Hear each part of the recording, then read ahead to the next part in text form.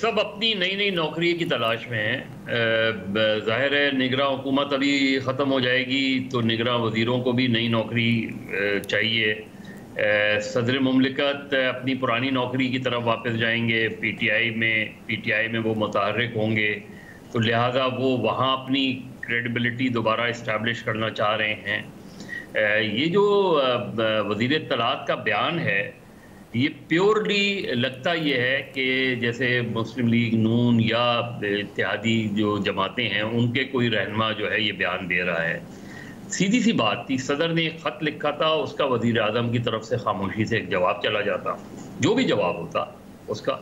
ना सदर के ख़त को पब्लिसाइज़ करने की ज़रूरत थी, ना उसका जो जवाब जाता उसको पब्लिसाइज़ करने की ज़रूरत थी। हुकूमतें तो इसी तरह काम करती हैं, लेकिन ये दरअसल हुकूमतें नहीं हैं।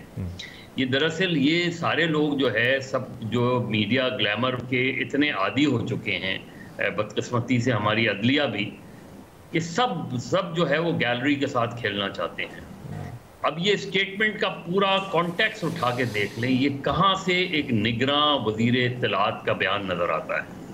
ये प्योरली एक पॉलिटिकल स्टेटमेंट नज़र आता है। इसकी लैंग्वेज देख लें, जिस तरह बेनज़ीर पॉइंट आउट कर रही थी, आप वो लैंग्वेज तो देखें, वो लैंग्वेज कहीं लगती है कि किसी इंटरम मिनिस्टर की लैंग्वेज है ये। मेरा ख्याल में उन्हें अव्वल तो जवाब नहीं देना चाहिए था, दूसरा अगर कोई किसी ने सवाल किया तो सीधे से कह देते कि वज़ीर आज़म ने सदर के ख़त का जवाब दे दिया, ख़त्म हो गई बात। जो मैच्योर्ड रिएक्शन होता है वो तो यही होता है।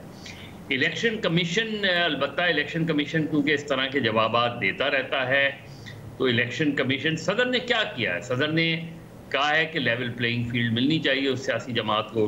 ठीक है, उस पर मुस्लिम लीग नून का रिएक्शन बनता है कि जी जब हमारे लिए इश्यूज़ थे तो आपने कभी भी ख़त नहीं लिखा।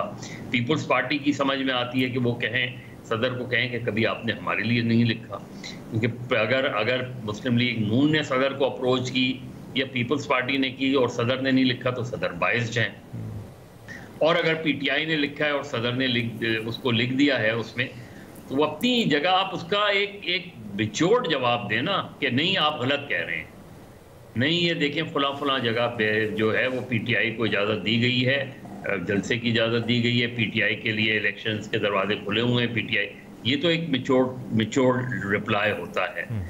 लेकिन चूंकि ये रिप्लाई आप नहीं दे सकते, क्योंकि आपको पता है कि पीटीआई को नहीं है रैलीज़ की उस तरह की इजाज़त नहीं मिलती, पीटीआई के लोग पकड़ लिए जाते हैं, अगर वो उस सरकारी प्रेस कॉन्फ्रेंस से हट के कोई प्रेस कॉन्फ्रेंस करें तो उठा लिए जाते हैं, कहीं और से उठा लिए जाते हैं। तो ये अगर ये बातें हैं तो इन बातों में इर्रिस्पेक्टिव के प्रेसिडेंट ने लिखा है या नहीं लिखा, ये बातें हकीकत से करीब तर हैं, हकीकत पर मबनी है या झूठी बातें हैं, इसका कोई जवाब दे दे। इसका वज़ीर इत्तलात जवाब दे दें कि जो लोग गिरफ्तार किए जा रहे हैं पिछले इलेक्शन के ऐलान के बाद, सुप्रीम कोर्ट के इस ऐलान के बाद कि 8 फरवरी को इलेक्शन है, उसके बाद जो गिरफ्तारियां हो रही हैं वो गिरफ्तारियां क्या सियासी विक्टिमाइजेशन के ज़ुमरे में आती हैं कि नहीं आती, ये आप जवाब दे दें, इसका जवाब दे दें। बाकी आप की मर्जी, आप जो भी जिस तरह के भी आप जिस तरह का रिप्लाई कर रहे हैं,